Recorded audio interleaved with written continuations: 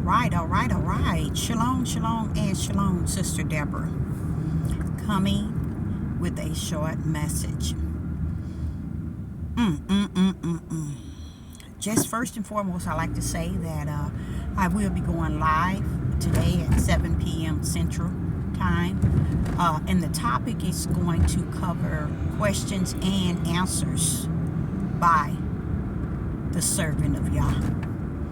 I'm going to ask questions and answer questions at the same time. Not at the same time, but the question I would put out, and then I would answer the question in which I put out. And I don't want to use the study guide as far as pulling out verses and scriptures and chapters and precept and line and a little here and a little there.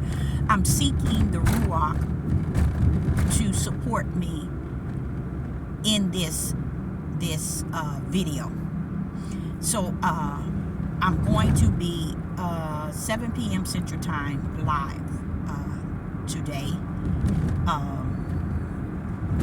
I decided to do a video on my way downtown to take care of some business and fell into a situation which I wasn't expecting, but it is what it is.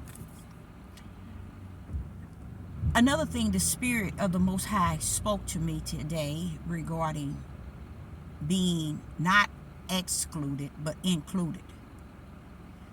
We are in the world, but we're not of the world. So we are not to think that we are excluded from the world itself. Yeshua said, let them be in the world, but not of it. That means that the things of the world is subject to affect us. But we don't have to be partaker in the world. Have the same mindset of the world, the same response of the world, the same doing of the world. So Yah was telling me that because I was scammed big time, and I was trying to find out what is it that I could do to go after the scammer. And in my spirit, it's like you win some and you lose some. You're not excluded, the Most High says. You're included. So don't just assume because I'm greater in you than he that's in the world. And he began to tell me how and what happened to the disciples and to all the prophets and so on, which makes a lot of sense. He's showing me how they had to endure and long suffer things that even we today think that we are exempt because of who we say and we feel we are in him. But he's saying it could be you today and somebody else tomorrow. It does not mean that you are excluded from the evil of the world. You're not excluded from the evil of the world. So I'm glad he spoke to me about that, because he knew that I still held the fact that, oh, that happened to me. Oh, no, not me, But he's letting me know, yes, you. And that's why I tell y'all, Yah is so just. Yah is so just and upright and righteous in the way he has orchestrated everything from the kingdom. We down here, we think that we are limited because we find ourselves having the Ruach within us, teaching us and leading us and guiding us. And then we think that, okay, these things can't happen to us. Truly not me. Oh, no. First, I'm going to tell y'all, I'm going to go and tell you the truth. The truth of the matter, the first thing I will go to is the Father. But why you let them do that to me, or not just so much as let them, why you allow them, but you knew You see, he knows your thoughts before you can even think it. And anytime there's this creator that can know your thoughts before you yourself think it, you know you got something. You got something. And that is the Father. I'm driving, trying to keep it kind of focused. But we are not excluded. We're included in the things that the world is subject to do. The disciples, everywhere they went, they traveled and they started the church. They had issues, the Father. That's really what he's telling me. You know, they had hardcore issues. Okay? And things had happened to them like it would happen to me. You see? So he just wanted me to keep in mind that I'm not excluded from the world. I'm included. Because I'm in the world, but I'm not of the world. It's a difference from being in the world, but not of the world. Okay? That means you're bought with a price. You have an eternal destiny being not of the world.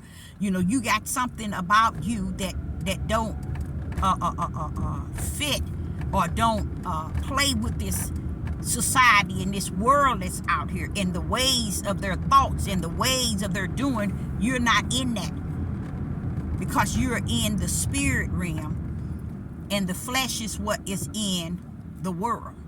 So I thank the Father for dealing with me on that, because it kind of helped me in every situation that I tend to go up on, come up on.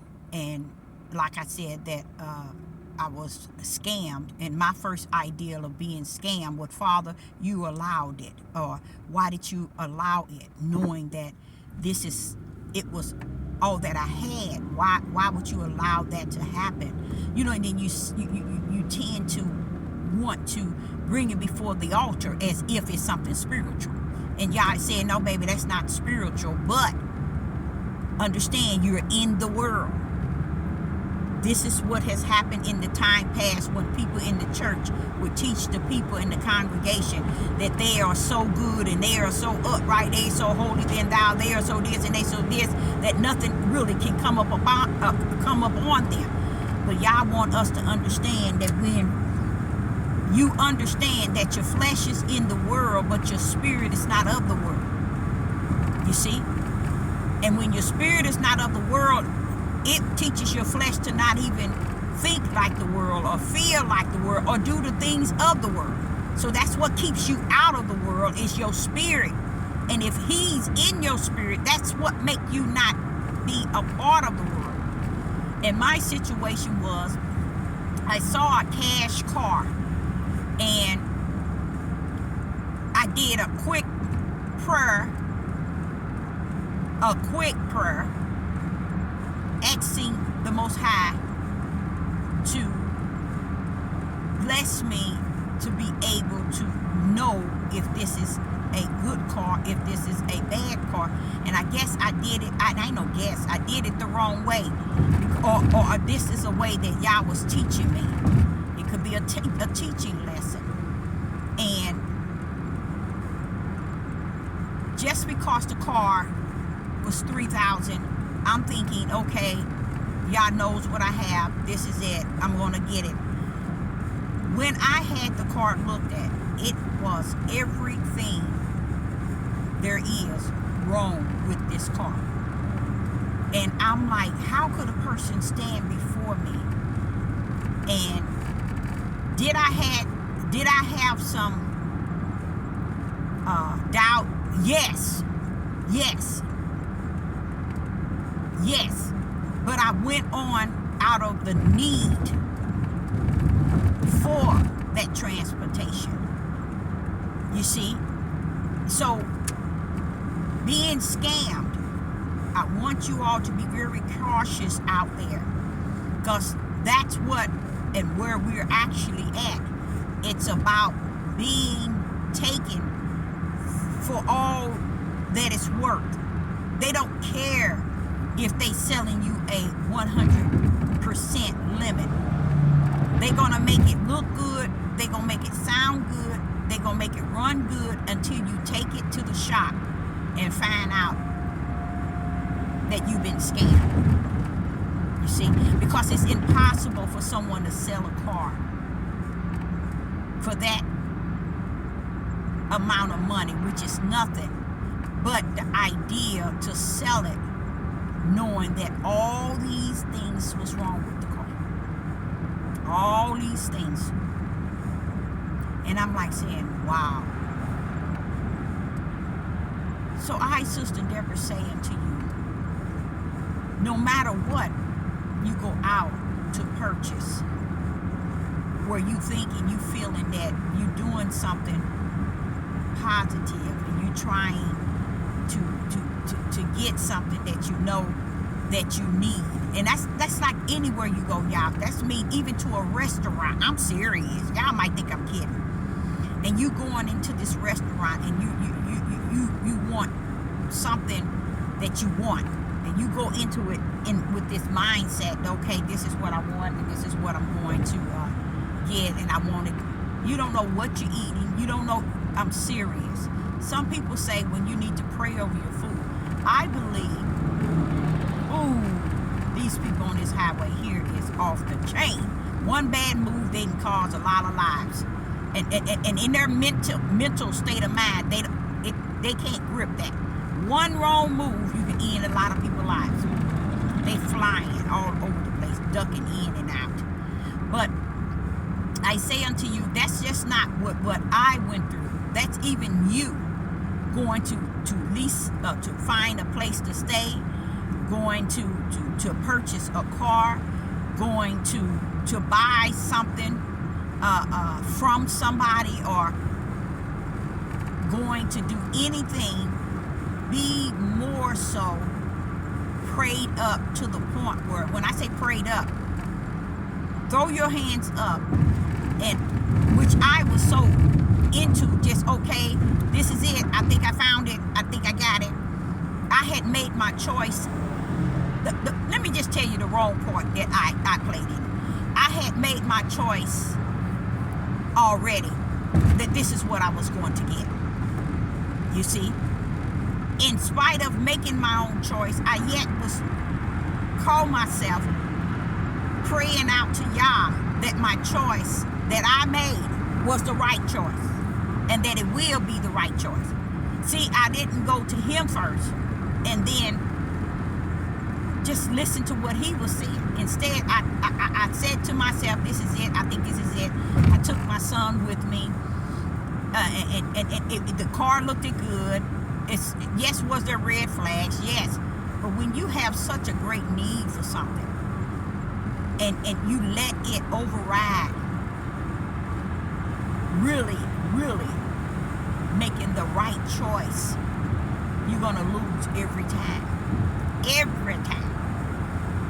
And I made Yah my second or third choice, because I let it be something I wanted. Then my son convinced me, and then the prayer went out to Yah.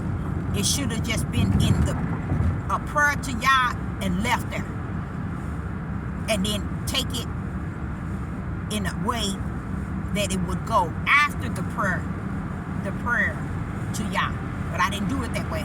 I saw it, I made the arrangements, I had already put in my mind and in my heart that I'm getting this, this is it, and this is the outcome. So you learn from the mistakes, even the way you do things in this world and who you're dealing with. So with that, I met up on the world mindset, and I took myself and made a bargain with the wicked of the world. Not a bargain, made a deal with the wicked of the world to have something that I felt that I was so in great need for, to where I did not put my head on the bosom of the Father and wait for his response. So I'm grateful that he explained to me that I am not exempt, especially when I use my flesh to make the choices in my need and not seek him in the spirit and wait. Do you all know that's how the Ruach is? A lot of people, they refuse to wait. Just think of those disciples and Mary and many of them that was in the upper room on the day of Acts. Just imagine if they had just forsaken the whole idea of waiting there in the upper room and just go out just assuming that they have what was promised. A lot of people are like that today. Instead of waiting for the Ruach to enter their end, they didn't claim the Ruach, and they had not even waited. They had no waiting period at all. Waiting was the part where he said, tarry until I come. They didn't want to do that.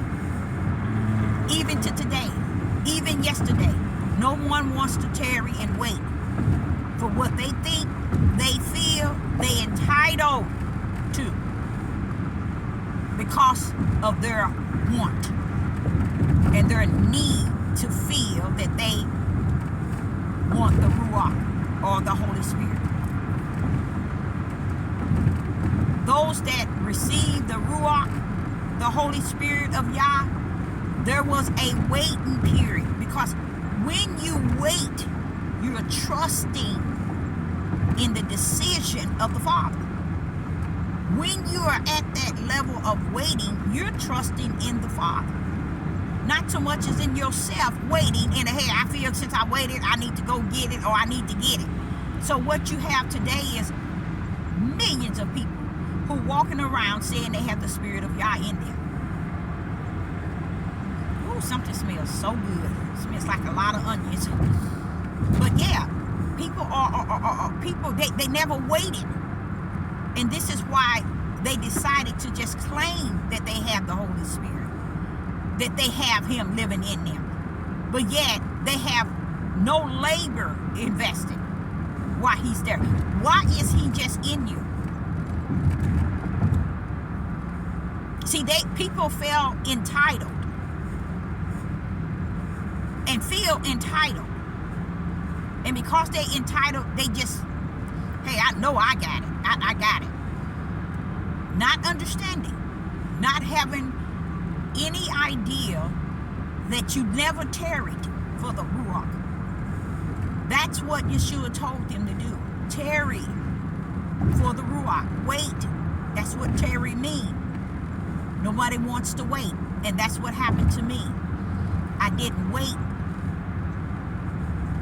for Yah to tell me it was a good decision. Why didn't I wait?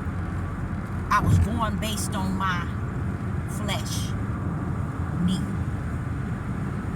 my fleshly need. But I still yet say to you all that I give Yah all glory, all honor, and all praise. He still is the creator, the king, the Father. He still is all power, all authority. He still is all greatness, all excellent. He's all perfect. Oh, he's all of that and some. Even when things fail or fall in my lane, I still give him the glory, the honor for just schooling me. And that's how he has been all my living, even as a young girl. He forever schooling me and showing me what is right and what is wrong. He put it before me. So Sister Deborah, I hope that helped someone out there, because many of us make that choice of the flesh to do things, not really looking at the consequences of doing it in that way and not waiting on Yah, or are hearing from Yah, but you got to wait to hear him. Not feel that, oh, he's greater in me and I'm just going to go out and just do. I'm going to tell you something else, y'all, and this is going to mess you up. No matter how many gifts Yah has restored upon you, living in this world does not allow you to be excluded from the wickedness that rests therein. Even when the Ruach HaKodesh is in you, it does not give you the spirit of being excluded. You are included. Remember that always. And that no matter how many gifts Yah has poured out upon you or in you and given you the ability to use those gifts, when the flesh step in, let me tell you, the flesh will not use the gifts of the Spirit when it wants what it wants. Even out of its greatest need, it will not use all that Yah has invested in you to determine anything. When it comes down to your need being greater in your flesh, and or even not your need in your flesh, and your want in your flesh. Let's add that to it too. Those gifts are still there. You have to be able to apply them both ways. The natural way, in the natural, which is in the flesh, and use those gifts in the spirit. Don't put it away when your need and your want is greater, to where you eliminate and you put to the side your spiritual abilities to make a righteous decision, okay? Because that's how your flesh is your worst enemy. Because it plays against you. And it's known for that, to go up against you. So the ways in which you feel that you want to live by, the flesh will always want to counteract. And it's not going to want to live by your spiritual purpose nor your spiritual gifts. But use your spiritual gifts and purpose to always get victory in your flesh. Because the flesh, it'll set you up to make you think and to give you the idea, because of your need and because of your want, this is the right deal. So I, Sister Deborah, say unto you, I hope this helped someone. And I've coming from downtown back to where I reside is about 35-40 minutes, and I'm still not there. But I say unto you all have a wonderful day. And I, Sister Deborah, is coming with a powerful message regarding questions and answers. I'm not looking for no one to answer the questions. I'm going to answer the question by the Spirit. I thought about how he says, be quick to have an answer to that which rests in us. That's a situation of being able to speak by the Spirit. And then I thought about putting down the study guide, which is the King James Bible, King James 16, or whatever Bible that you may have. Sister Deborah is going to put it down, and I'm going to ask the questions, and I'm going to have the answers to those questions. And yes, they're going to be questions But many of you all are going to learn something tonight at 7 p.m. Central Time, because the answers to these questions are deep. And I, Sister Deborah, is seeking the Ruach to lead off this message at 7 p.m. Central Time. And I say unto you all, Shalom.